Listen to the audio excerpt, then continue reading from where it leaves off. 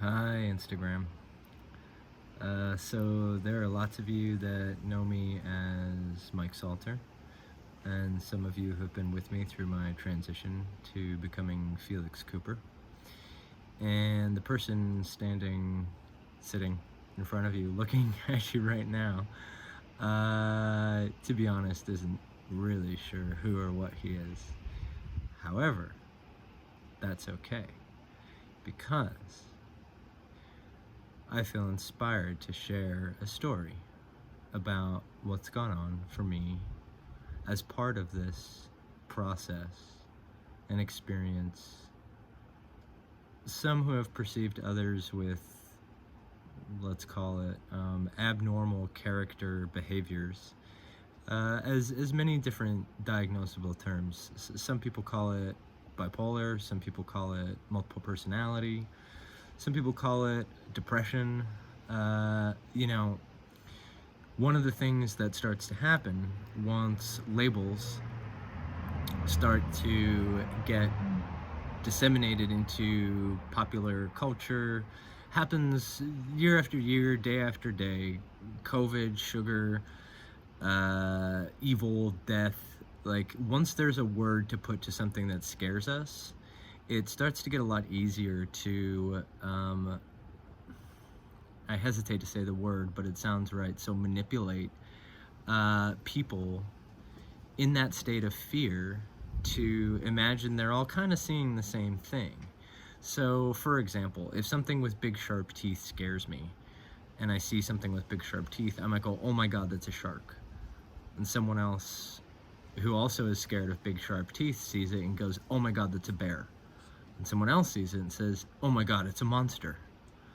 So at first, everyone's like, okay, I'm scared of bears,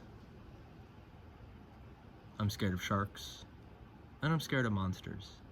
And they're all different. But if someone comes to you and says, okay, so if you're scared of sharks, bears, and monsters, that means you're schizophrenic.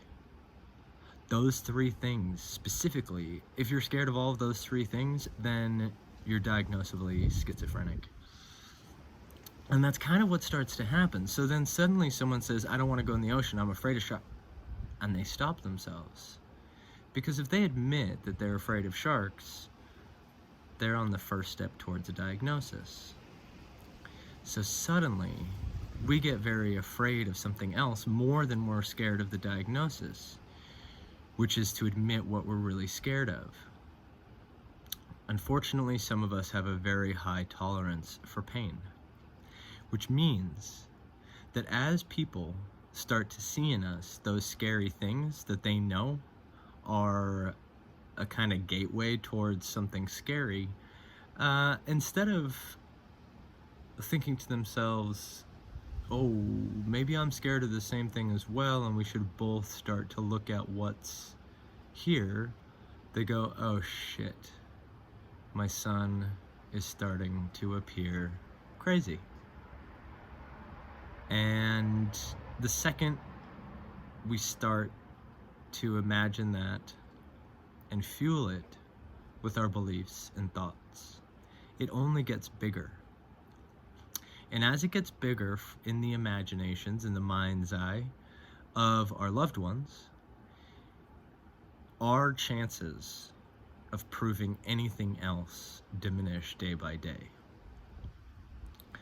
So what I perceive seems to happen is that there becomes a breaking point at which sensitive people, myself included, spend a lot of their life pointing at the things that are scary. Capitalism is scary. People hurting other people is scary. Ignoring your friends is scary. All of these things. And as a little boy, I'm sure, like many of us, we'd go to mom and dad and say, you know, Sally punched Jim today, and that's not okay. And mom and dad might say, well, did Jim deserve it? So then suddenly we're like, okay, there's a condition whereby punching someone's okay. And that's the first step to us starting to convince ourselves that all kinds of violence is justifiable given the right context. And I'm not saying that parents are to blame, but I'm saying that certain kinds of conditional logic starts to mess with our heads. And I don't know that any of us are outside of that. So, where is this going? It's going to the fact that I've spent a lot of time thinking about this, and I can see where parents, brothers, sisters, families struggle when someone in their family starts to express stuff that looks like it's somewhere on the spectrum of what Western science says is a diagnosis.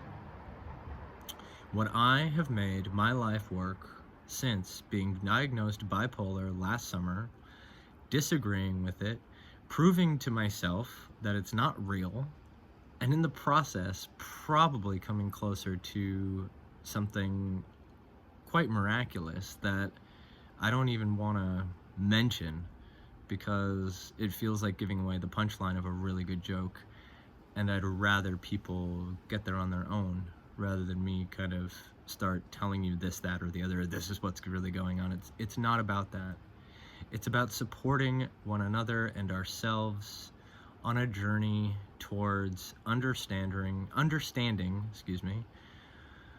unraveling some of these myths and bringing back some of our own power to say that our fear is okay. It's human to have fear. Like, if you're an indigenous person, it takes serious training of like insane mammoth proportions and showing crazy courage that, you know, most of us, you know, trained in the West just couldn't even fathom.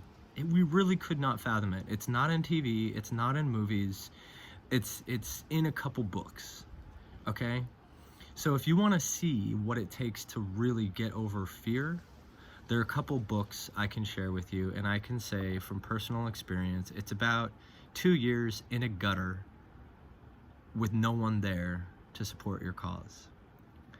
So, this is me saying, if you're in a gutter, if you're seeing someone in a gutter, if you yourself are terrified that someone you love, you yourself, or someone else out there is going to end up in the gutter, and you want to be someone who might be able to lend a hand, or you want to ensure that to the best of your capacity, you know, it's not you that winds up needing a hand one day and someone else saying, you know, you'd be better off in an institution, we don't want to deal with you.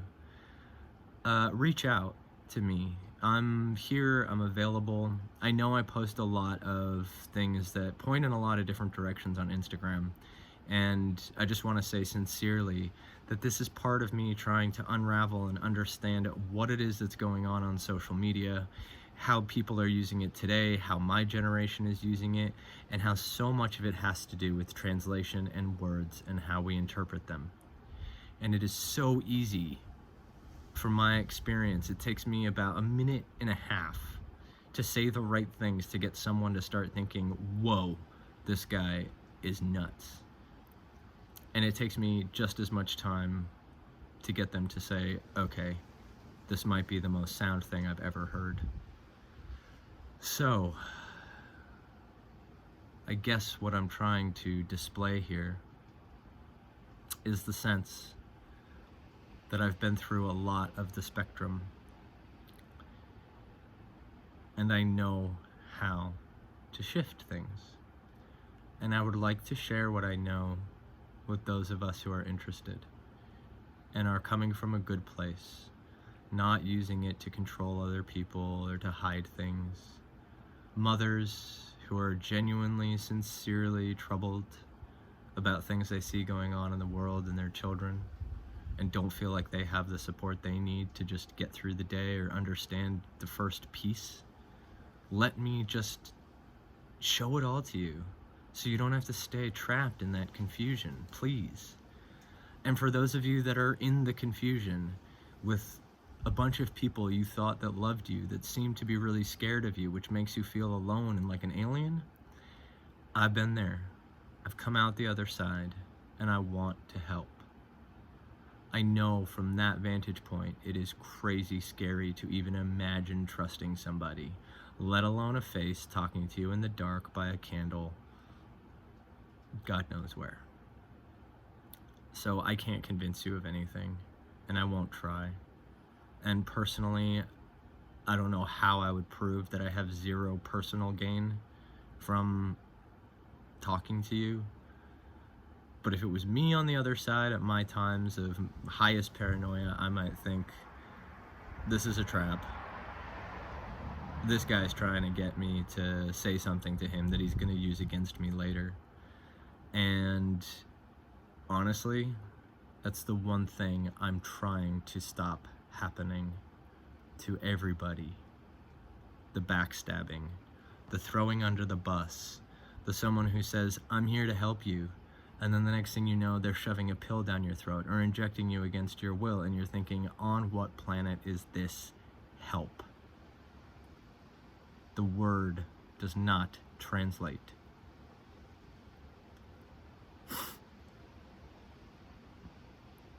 Helping a grandma cross the street is damaging her capacity to see that she can do things for herself. Helping your dad with his company is damaging your sense of self-responsibility in order that you can be an independent person. Helping yourself to be an independent person is damaging to a collective family that would really do better if you would just sacrifice yourself for all of them.